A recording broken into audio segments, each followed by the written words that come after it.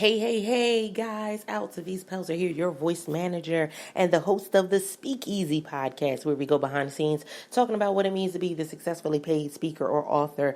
And my question to you, Speakeasy podcast listeners, is where is all the rum gone? I know y'all remember that snippet from Pirates of the Caribbean, but in today's era, it would be, where's all the toilet paper gone? Like, why is it gone? Where has it gone? It's super excited, but that brings me so much laughter every time I go into a store. Now, I know, some of y'all it's not a funny deal because you've been looking for toilet paper. I get it. Your kids are running through the toilet paper like it's water. I get all that. But you really have to listen in because we're not just talking about toilet paper, but I really want to talk to you about how FOMO makes us go and purchase things and put money out on things that we don't necessarily need. And as a speaker and an author, be mindful of what's about to happen in the next 6 months or so. So with that being said, let's dive into today's topic. So I laugh every time I get a picture of a toilet paper roll aisle. Every time I see one online, I like gut laugh, guys. It's ridiculous. But here's the reason why. Every time I see an empty aisle with no toilet paper, like it used to be water. I understand water. Okay, I got that. I understand the hand sanitizer, even though y'all can do soap and water. But I'm, no tea, no shade, whatever works for you. But toilet paper? Why is all the toilet paper gone? And so every time I see an aisle, I think of Jack Sparrow in Pirates of the Caribbean going, but why is the rum gone? Like, you understand. You could have used a little bit of rum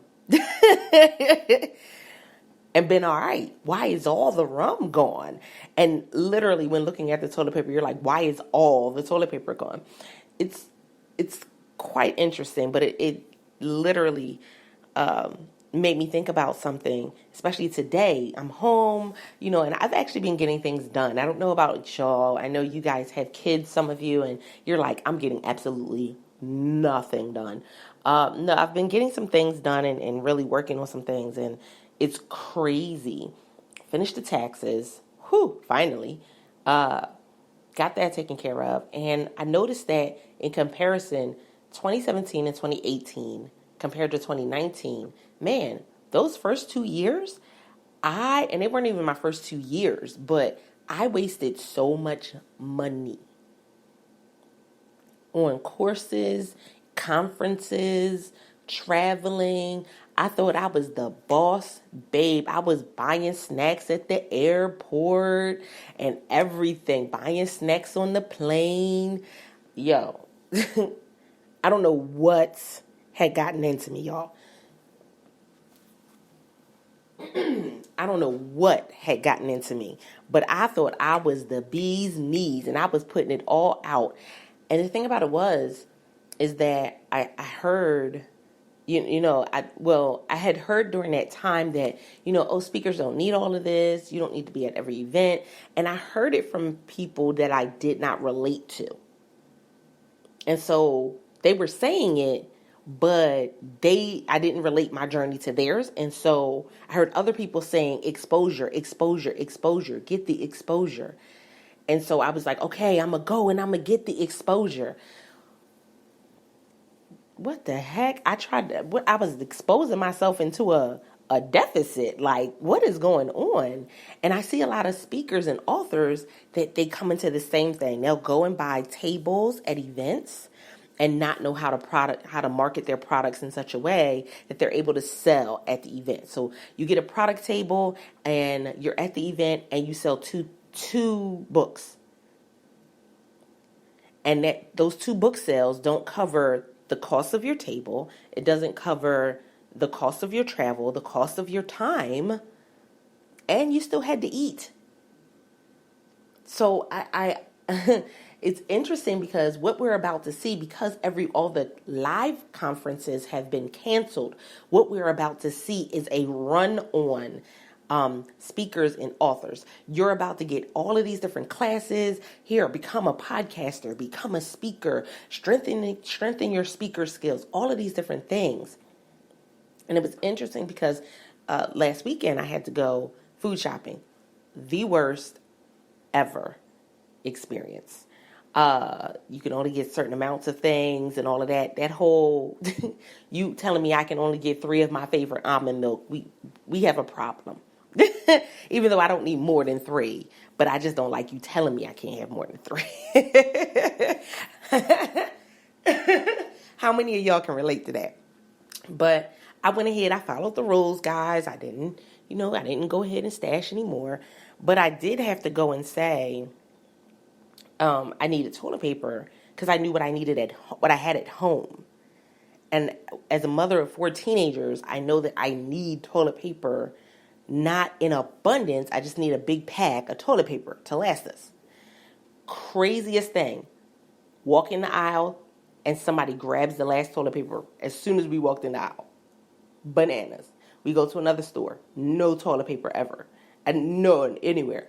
The next day, I go to another store.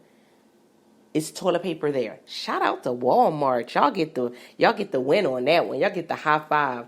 There wasn't many packs of toilet paper in the aisle, but baby, y'all did it. And then I go to a Family Dollar after that, and their aisle is complete. I mean, gone, guys. Like, no toilet paper, no flushable wipes, no baby wipes. Like, y'all getting real out this piece. And so I went back and I was just like, wow, I didn't buy 19 packs of toilet paper. Like, hear me out. I bought a 12-pack, one, because I didn't need 19 packs of toilet paper. Because I knew what I had at home, and I knew what I needed. So I'm sharing this because I really want you to grab a hold of this. See, some of you, literally, you're going to go into a store and you're going to buy everything that you see because of FOMO. You don't want to not have it available to you when you come back. But that's not how we need to shop. And as speakers and authors, that's not how we need to move forward in our business. Because remember, as a speaker and an author, you are an entrepreneur. And so you have to think in an entrepreneur mindset. Do I need this? And something I even teach my clients, I'll give you guys this as a bonus. Am I going to use it in the next 30 days? Not might use it. If you use might, I'm going to pluck you in the forehead. Right in the middle, I'm going to do a mom pluck right in the middle of your forehead. Not might use it. Am I going to definitely use, like I have a set time and date and activity where I'm going to use this in the next 30 days? Can I tell you something? Many of us have bought things that we didn't use at all. Webinars, courses. Some of y'all got courses right now that's sitting on your laptop. If it could collect dust in the cloud, it would. Some of you got ebooks that you still ain't read. Regular books that you still ain't read. That's a whole nother other segment, and we won't go there right now, but we'll put a pin in that. What we're about to see is a rush of people talking about what you need to do while you're home, what you need to do while you're not going out into the world and you can't do conferences live, what you need to do. Now, granted, virtual summits are a thing. I've been teaching on virtual summits for years. Been teaching on virtual summits and the power that you could have with doing a virtual summit and how it can be just as powerful as a live event. Teaching on it for years, and they still don't understand, but it's okay. As speakers, I want you to level up a little bit, just a smidge. And then we also have the understanding that many of you missed out on money.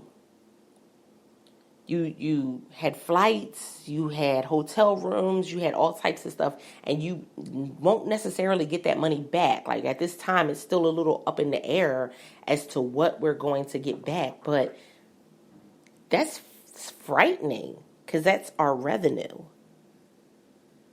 Now, if you're doing this as a side hustle, I get it. It may not be as important to you.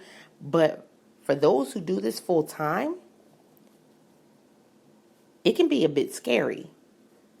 And so that FOMO kicks in. And they'll go and buy something thinking that they need it when they don't. So I'm going to give you guys this tip.